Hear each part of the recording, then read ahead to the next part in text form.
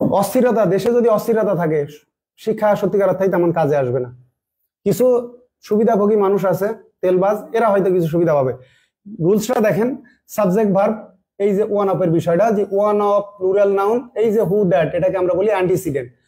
কোনটা অ্যান্টিসিডেন্ট? এইটা অ্যান্টিসিডেন্ট। এটা অ্যান্টিসিডেন্ট মানে পূর্বপদ, অ্যান্টিসিডেন্ট। মূল কথা হলো যদি রিলেটিভ, এটা হু দ্যাট এগুলো হচ্ছে রিলেটিভ প্রোনাউন। যদি রিলেটিভ প্রোনাউনের অ্যান্টিসিডেন্ট প্লুরাল হয়, সাধারণ নিয়ম, রিলেটিভ প্রোনাউনের অ্যান্টিসিডেন্ট যদি প্লুরাল হয় সেক্ষেত্রে ভার্বটা কি হবে? প্লুরাল হবে। প্লুরাল ভার্ব মানে ভার্বের সাথে সাধারণত এস বাই এস যুক্ত হবে না। আমি আবারও রিপিট করে দিই, নাউন প্লুরাল হলে সাধারণত আমরা কি করি? নাউনের সাথে এস বাই এস যুক্ত করি। ঠিক আছে, বুক, পেন্স, ঠিক আছে।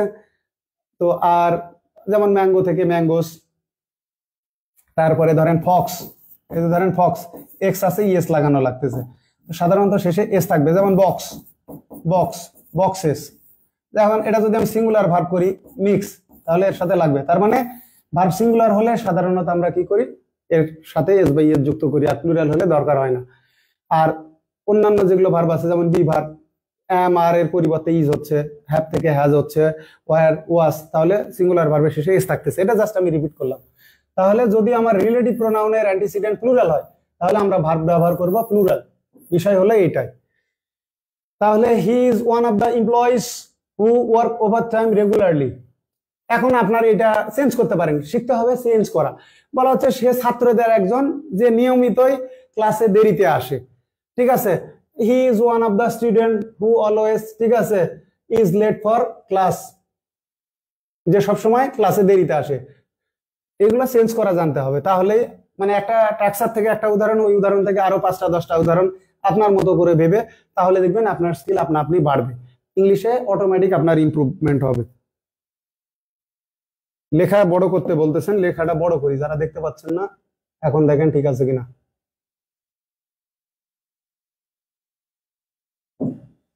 বড় করে দিলাম।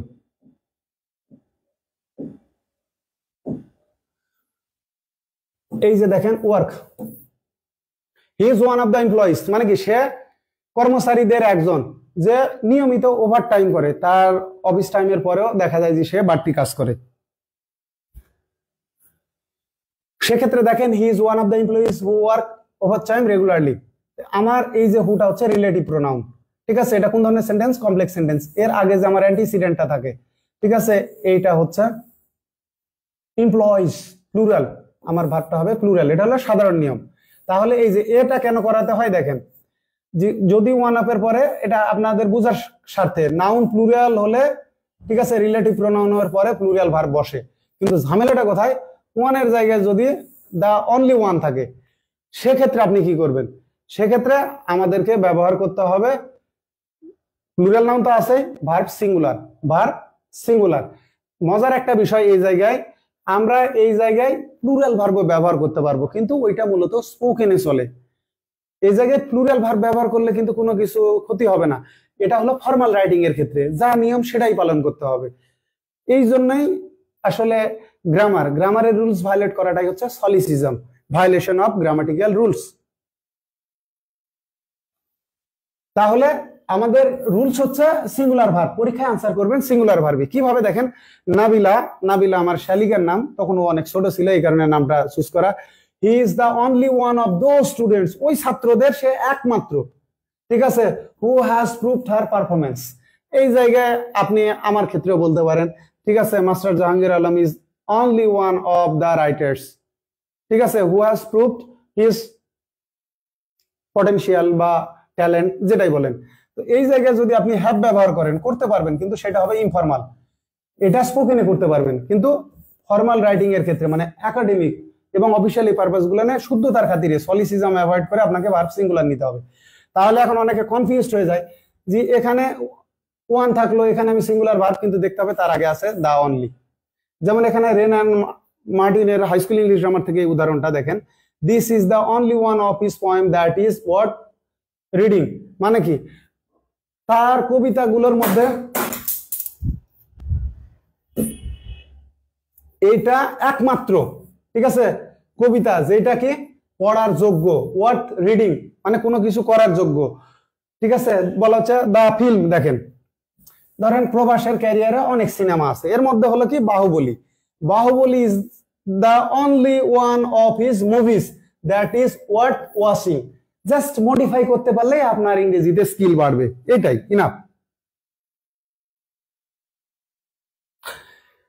তাহলে আশা করি আপনারা বুঝতে পারছেন, যদি দা অনলি ওয়ান থাকে সেক্ষেত্রে আমার ভার্ব সিঙ্গুলার, তখন এই ফোর্সটা আসতেছে অনলি ওয়ানে। মানে কি, the only one is worth reading. এটা এইভাবে লেখা যায়। এই টাক্সারটা কিভাবে সেটা দেখাচ্ছি, দেখেন। এখান থেকে আমরা এই পর্যন্ত নিয়ে দেখেন,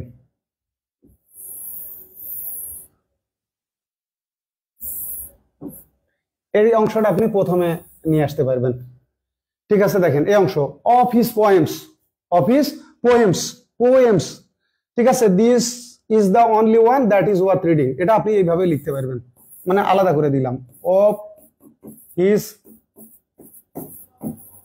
পোয়েমস, কমা মারেন, কি হচ্ছে দেখেন, this is the only one, তারপরে দ্যাট বসান, that is worth reading, that is worth reading, reading.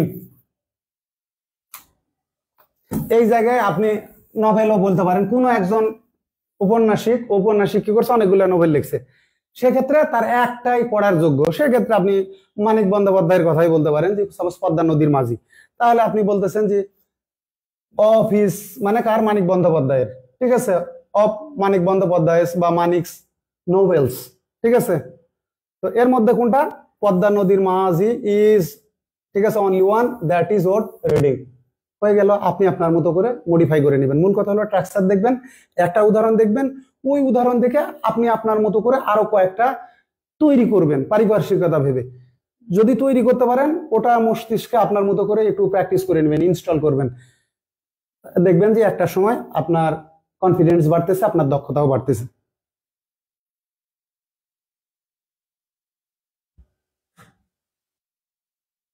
এখানে একজন একটা শর্টকাট বলছে, আমাদের এত দরকার নাই, এটা আমরা এইভাবে মনে রাখবো, ওর ইয়েটাও ভালো, যে যদি দা অনলি, ঠিক আছে, যদি আমরা দা অনলি দেখি ভার্ব সিঙ্গুলার ব্যবহার করব, আর যদি শুধু ওয়ান দেখি তাহলে সেক্ষেত্রে ভার্ব প্লুরাল ব্যবহার করব। কিন্তু স্পোকেনের ক্ষেত্রে আমরা কি করতে পারবো, স্পোকেনের ক্ষেত্রে আমরা ভার্ব সিঙ্গুলার প্লুরাল এতে কোনো প্রভাব নাই।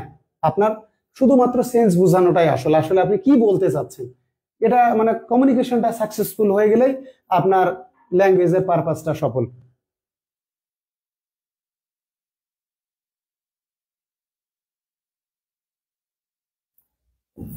একজন এখানে বলছেন যে আমি এখানে হুইজ ব্যবহার কেন করলাম না।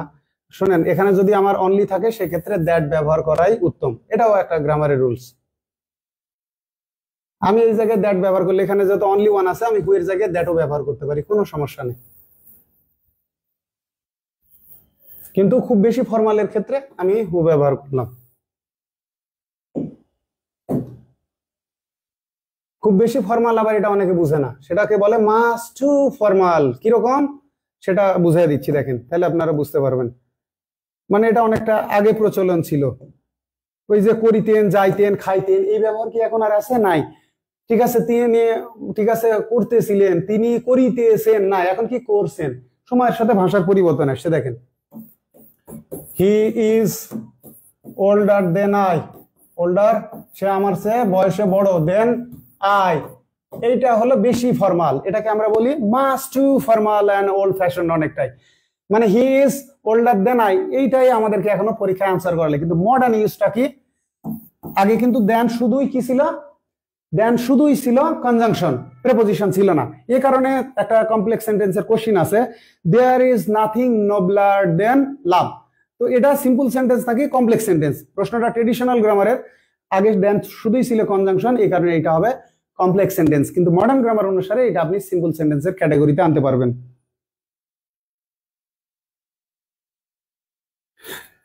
তাহলে দেখেন, দেন আগে শুধুই ছিল কনজাংশন এখানে, ঠিক আছে, এটা complex sentence. He is older than I, এখানে উজ্জ আছে, এমটা উজ্জ আছে, কিন্তু এখন মডার্ন গ্রামারে এটা ক্লিয়ার করা হয়েছে যে he is older than I am, older than I am, I am এটা হচ্ছে ফর্মাল, মানে এটা পরীক্ষায় লিখবেন। এখন এটা রাইটিং এর ক্ষেত্রে। আর স্পোকেন এর ক্ষেত্রে কি ব্যবহার করবেন? হি is older than me, he is older than me. তাহলে এটা কি হলো? অনেকটা ইনফর্মাল স্পোকেন এর ক্ষেত্রে, ঠিক আছে। আর উপরে একটা he is older than I am, এটা কি করবেন? এটা ফর্মাল রাইটিং এর ক্ষেত্রে মডার্ন গ্রামার অনুসারে। আর ট্রেডিশনাল গ্রামার অনুসারে মাস্ট টু ফর্মাল, অতি ফর্মাল হয়ে যায়। এই টাক্সারটা অনেকটা ওল্ড ফ্যাশন, ব্যবহারটা খুব কম। তাহলে he is older than I, মানে দেনের পরে শুধু সাবজেক্টিভ প্রোনাউন। আর সাবজেক্টিভ প্রোনাউনের পরে যদি আমরা এই অনুপাতিক প্রোভার্ব, মানে এখানে যে ভার্বটা ব্যবহার করা হয়েছে বি ভার্ব বলে, এখানে বি ভার্ব, এখানে যদি মানে অন্য ভার্ব থাকে সেক্ষেত্রে আমরা এখানে ডু ভার্ব ব্যবহার করবো। তো এই ভার্বের পরিবর্তে, ঠিক আছে, আমি ডু ব্যবহার করলাম, ওই একই সেন্স দিচ্ছে।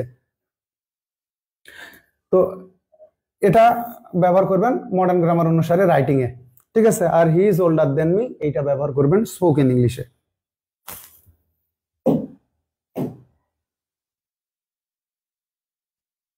এবার আমরা কোশ্চেন গুলা দেখি, তাহলে আরো বুঝতে আপনাদের সুবিধা হবে।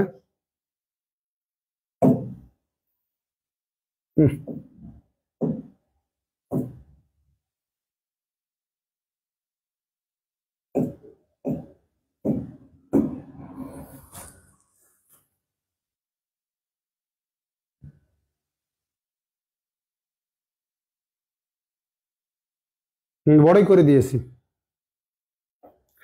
আমরা শুরু করি। হি is one of the boys, মানে সে ওই মানে বালকদের একজন, অন্যতম, ঠিক আছে। এখন কাদের মধ্যে? যারা চিঠিটা লিখছে, ঠিক আছে। তাহলে এই যে দেখেন, যদি আমি হু ব্যবহার করি, হু এর আগে কি আছে? বয়েজ। তাহলে পরে আমার কি হবে? যেহেতু ওয়ান আছে, ভালো করে দেখেন, দা অনলি ওয়ান নাই, তাহলে আমার পরে ভার্বটা হবে প্লুরাল। এখানে প্লুরাল, ভার্ব হবে প্লুরাল। তাহলে এটাও সিঙ্গুলার ভার্ব, এটাও সিঙ্গুলার ভার্ব। সিঙ্গুলার ভার্বের শেষে এস থাকে, তাহলে এটা ক্রস, এটা ক্রস, এটাও সিঙ্গুলার। তাহলে আমাকে ব্যবহার করা লাগতেছে কি? ব্যবহার করা লাগতেছে এইটা, who have written the letter.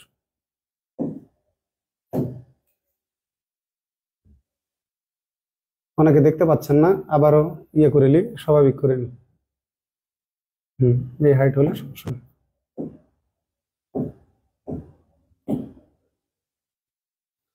তাহলে আবার কি বললাম? দেখেন, এটা প্লুরাল নাউন, আমার লাগবে প্লুরাল ভার্ব। যদি মাথাটা খাটান সংক্ষেপ হয়ে যাবে। তো প্লুরাল ভার্বের দেখেন শেষে singular verb cross, singular verb cross, ঠিক আছে, সিঙ্গুলার ভার্ব ক্রস, এইটা হলো plural verb. He is one of the students who always, এই প্রশ্নটা নিয়ে একটা মজার বিষয় বলি। এখানে কি লাগবে আমাদের? এখানেও একটা বিষয় আছে। আপনি কিন্তু চাইলে এই জায়গাতে স্পোকেনের ক্ষেত্রে ভার্ব সিঙ্গুলার ব্যবহার করতে পারবেন। ভার্ব কি করতে পারবেন? সিঙ্গুলার ব্যবহার করতে পারবেন এই টাক্সারেও। যাক, এটা আবার বলে রাখি, ওয়ান অফ এর পরে প্লুরাল নাউন যদি থাকে সেক্ষেত্রে আমরা সাধারণত পরীক্ষার জন্য ভার্ব ব্যবহার করবো প্লুরাল। স্পোকেন ইংলিশের ক্ষেত্রে ইনফরমালি আপনারা ভার্ব কি করতে পারবেন? সিঙ্গুলার ইউজ করতে পারবেন। তার মানে এখানে স্পোকেনে আপনি এইটা ব্যবহার করতে পারবেন, ঠিক আছে। স্পোকেনের ক্ষেত্রে এটা স্পোকেন, অথবা ইনফরমাল রাইটিং, মেসেজ টেসেজ লিখতেছেন বা কোনো মানে ইনফরমাল যেটাকে বলে, যেটা আপনার অফিসিয়াল বা একাডেমিক পারপাজে না, ঠিক আছে, মানে কোনো দালিলিক হচ্ছে না, ডকুমেন্ট থাকতেছে না, অফিসিয়াল ডকুমেন্ট হিসেবে থাকতেছে না, তাহলে দেখেন আপনি সেক্ষেত্রে এটাও ব্যবহার করতে পারবেন স্পোকেনের জন্য। আর ফর্মাল রাইটিং এর জন্য অবশ্যই আপনাকে এটা নিতে হবে। তাহলে এটা ফর্মাল রাইটিং এর জন্য, এটা স্পোকেনের জন্য। তাহলে কি হচ্ছে? ওয়ান অফ এর পরে plural noun, relative pronoun, plural verb, কিন্তু স্পোকেনের ক্ষেত্রে আপনি ভার্ব সিঙ্গুলার ব্যবহার করতে পারবেন। তবে এই ফর্মাল রুল স্পোকেনে বললে সমস্যা নাই, তো আপনি একটু ফর্মাল ল্যাঙ্গুয়েজ ইউজ করলেন। কিন্তু আমরা কি এই যে বললাম কিতাবি ভাষায় বা মানে বাংলায় কথা বলি না, ইনফরমাল ভাবেই কথা বলি। দেখেন, she is one of the student who always, এখানে দেখেন কোনটা কোনটা রাইট। এটাও 100% রাইট, 100% রাইট, ঠিক আছে। এটাও 100% রাইট, 100% রাইট। এখন আমি আনসার এইটা কেন নিলাম? এটা যিনি প্রশ্ন করছেন উনি যে বই থেকে কপি করছে, এই জায়গাতে শুধু এই উদাহরণটা দেওয়া ছিল, শুধু এই উদাহরণটা দেওয়া ছিল। এখন এটাই হলো ওই যে বললাম পরিশ্রম। এটা কোন বইয়ের কোন পৃষ্ঠা থেকে কপি করা প্রশ্নকর্তা, আমি এগুলো হুবহু খুঁজে বের করছি এবং আমি এগুলো খুঁজে বের করে সোর্সগুলা সংরক্ষণ করে রাখি। কিন্তু অন্যরা তা করে না। অন্যরা কি করে? গ্রামার হচ্ছে এটা আনসার দিয়ে দাও, এখন দেখেন এখানে এইটাও 100% রাইট, এটাও 100% রাইট। প্রশ্নকর্তা এই চারটা অপশন বানাইছে এ বি সি ডি করে, যে বই থেকে এটা কপি করা সেখানে উত্তরটা দেওয়া আছে এই ব্র্যাকেটের মধ্যে, পরে আনসার শিটে দেওয়া আছে আনসার কাম। তো ওখানে কিন্তু এই অ্যারাইভের বিষয় নাই, হ্যাজ কাম নাই, কামসও নাই। এখন মজার যেটা বিষয় সেটা হচ্ছে আপনার এইটা স্পোকেনে ইউজ করতে পারবেন সিঙ্গুলার ভার্ব। আর ফর্মাল রাইটিং এ একই কথাই, এর ফেভারে কিন্তু এর পক্ষে আমার কাছে বেশ কিছু অক্সফোর্ড কেমব্রিজ ডিকশনারির উদাহরণ আছে অ্যারাইভ লেট নিয়ে, একই সেন্স দেয়, কিন্তু এটা মোস্ট অ্যাপ্রোপ্রিয়েট। প্রশ্নকর্তা কপি করছে যে বই থেকে, সেখানে এটাই আছে, প্রশ্নকর্তা সেখান থেকে এটাই উত্তর নিয়েছে, কিন্তু এটাও 100% গ্রামাটিক্যালি রাইট, মানে এটাও 100% গ্রামাটিক্যাল।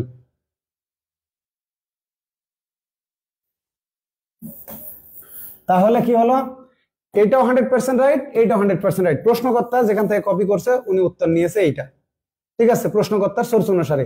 স্পোকেন এর ক্ষেত্রে আপনি এটা ব্যবহার করতে পারবেন। তাহলে she is one of the student who always come late, অথবা হু অলওয়েজ অ্যারাইভ লেট, অথবা এটা স্পোকেন এর ক্ষেত্রে কামস লেট, কোনো সমস্যা নাই। স্পোকেন এর ক্ষেত্রে এটা ব্যবহার করতে পারবেন, তবে স্পোকেন এইগুলো ব্যবহার করলেও সমস্যা নাই, ফর্মাল ল্যাঙ্গুয়েজ ব্যবহার করলেন, কিন্তু বেশি ন্যাচারাল হয় হলো স্পোকেন এর ক্ষেত্রে স্পোকেন এর রুলস গুলাই। এখানে দেখি Joe is one of the boys, ওই একই formula, who dash on time, কি করে সব সময় সে আসে, তাহলে বি ভার্ব লাগবে আমাদের, এখানে লাগবে বি ভার্ব। তাহলে এখানে দেখেন এইটা হলো প্লুরাল নাউন, এখানে দা অনলি নাই, শুধু ওয়ান আছে, তাহলে আমাদেরকে কি করতে হবে, ফর্মাল রুলস অনুসারে প্লুরাল ভার্ব নিতে হবে।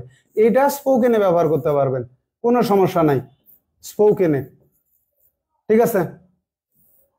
তাহলে এই দুটো হবে না, এটাও ক্রস এটাও ক্রস, ডু ভার্ব এখানে হবে না, ডু অন টাইম হয় না, আবার বিংটা নন ফাইনাইট ভার্ব হবে না। এটা আমার ফর্মাল রাইটিং এর জন্য FW ফর্মাল রাইটিং, আর এটা হলো স্পোকেন।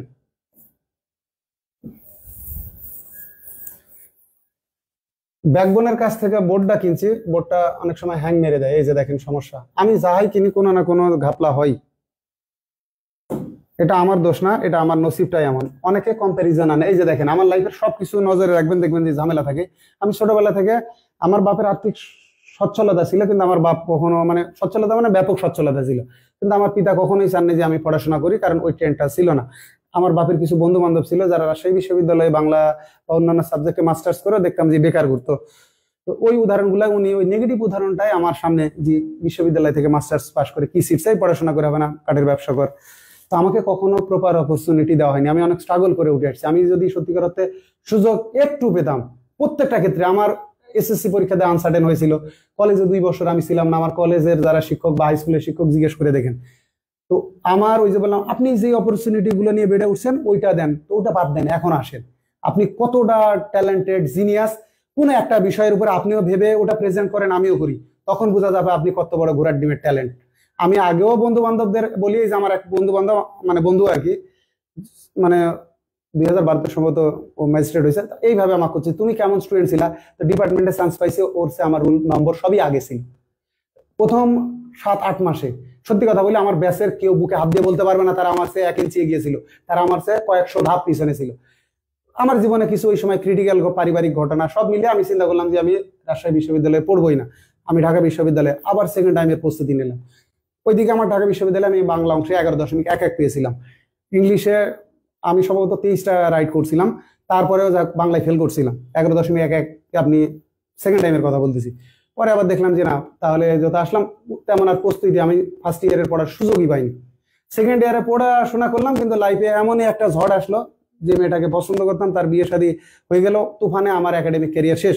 তো আমি ওকে বললাম যে আমার লাইফ ডিফারেন্ট ট্র্যাকে গেছে, তোর আগে গেছিস, তাতেও সমস্যা নেই, তখনও তোর আগে ছিলেন, আল্লাহর মতো এখন আগে নাই, আমি তখন আগে ছিলাম, ইনশাল্লাহ এখনো আগে আছি, সারা জীবন ইনশাল্লাহ আগে থাকবো, কারণ আমার নিজের উপরে ও বিশ্বাসটুকু আছে, আমি ওইভাবেই কাজ করি, আমার কম্পিটিটর শুধুই ইনশাল্লাহ আমি নিজে।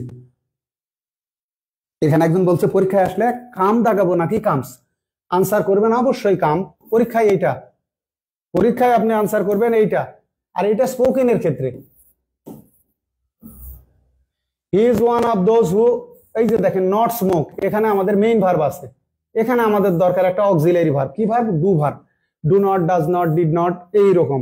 তাহলে কি আছে, হি ইজ ওয়ান অফ দোজ হু। এখন একটা বিষয়, আপনারা এইরকম উদাহরণ কেমব্রিজ ডিকশনারিতে পাবেন, সেখানে দেখবেন কি ভার্ব ব্যবহার করা আছে, সেই জায়গায় আপনারা দেখতে পাবেন ভার্ব সিঙ্গুলার ব্যবহার করা আছে। কি করা আছে? সিঙ্গুলার ভার্ব ব্যবহার করা আছে।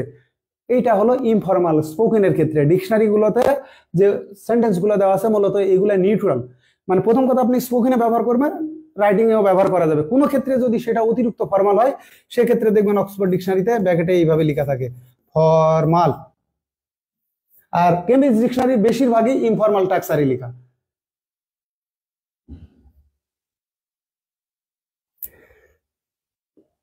তাহলে দেখেন he is one of those, এগুলোর উচ্চারণ কিন্তু আপনারা একটু রপ্ত করবেন, তাহলে হয় দোজ।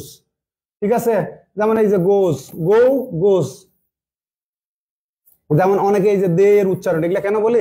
আসলে আমাদের প্র্যাকটিসের অভাব, যে কারণে হয় না। এর উচ্চারণ আমরা বলি দে না, দেই। যেমন দেখেন সেই, এর যখন পাস্ট ফর্ম বা পাস্ট পার্টিসিপল, এর উচ্চারণ কিন্তু আবার সেইড না, সেড। ঠিক আছে, কিভাবে দেখেন he is one of those, তাহলে কি হচ্ছে দেখেন, তাদের একজন যে কি করে না, ধূমপান করে না। তাহলে আপনাকে ডু ভার্ব এটা নিতে হচ্ছে। এই জায়গায় আমাদের ইজ বা হ্যাজ হবে না, বাদ দিয়ে এই দুটার মধ্যে। তবে এটা স্পোকেনে ব্যবহার করতে পারবেন, এটা স্পোকেনে ব্যবহার করতে পারবেন। এটা হচ্ছে ইনফর্মাল, এটা informal.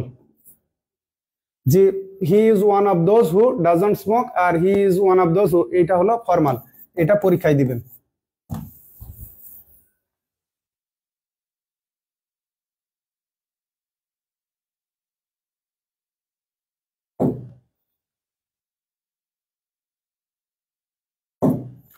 Joe is one of the boys, ঠিক আছে, হু অ্যারাউন্ড টাইম গেল। She is one of the delegates, ঠিক আছে, প্রতিনিধিদের একজন। Who was chosen to attend the convention, কনভেনশনে সম্মেলনে যোগদান করার জন্য তাকে কি করা হয়েছিল? ডেলিগেটদের, প্রতিনিধিদের একজন। তাহলে এই যে এখানে আমাদের আছে প্লুরাল নাউন, এখানে লাগবে হলো আমাদের প্লুরাল ভার্ব। তাহলে কি হচ্ছে, আমাদের প্লুরাল ভার্ব ব্যবহার করা লাগবে। তাহলে হু, এখানে ওয়াজ আছে, হবে ওয়ার। তবে স্পোকেনের ক্ষেত্রে এটা ঠিক আছে। হু ওয়াজ চুজেন, এটা স্পোকেনে ব্যবহার করতে পারবেন, এটা ইনফর্মাল, এটা ইনফর্মাল। এখানে হুম ওয়াজ চোজেন হবে না, কারণ এই ভার্বের আগে আমার সাবজেক্ট প্রোনাউন লাগবে। হুমটা মূলত লেখালেখিতেই চলে, ফর্মালি, কিন্তু স্পোকেন ইংলিশের ক্ষেত্রে কিন্তু হুমের ব্যবহার নাই। যেমন আপনি কাকে চান, হুম ডু ইউ ওয়ান্ট, এটা রাইটিং এর ক্ষেত্রেই চলে। স্পোকেনে who do you want, who do you want, এটা মাথায় রেখেন। তাহলে পরে আসেন, দেখেন দ্যাট ওয়াজ চুজেন, এটা আমার ভার্ব ভুল আছে। তবে দ্যাট ব্যবহার করে যদি ওয়ার থাকতো তাহলে কোনো হবে না, কারণ যদি দা অনলি থাকতো সেক্ষেত্রে হতো। এক্ষেত্রে এই প্রোনাউনও ভুল, এটাও ভুল।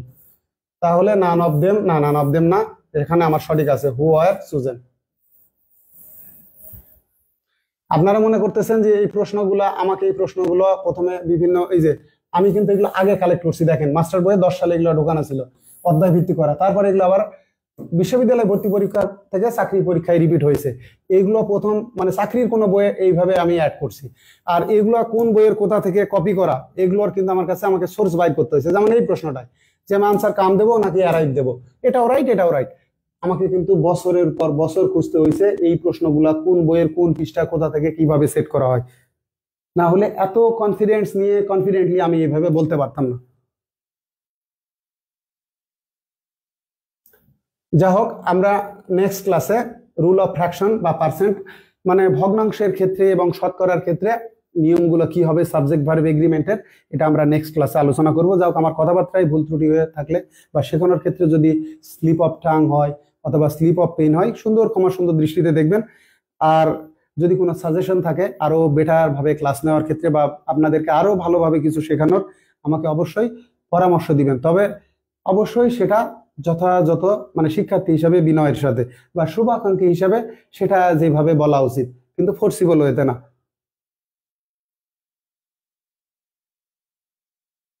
যাক, আজকের মতো এ পর্যন্তই। আবার ওই same dialogue, that's all for now, I will take your leave now. আল্লাহ হাফেজ।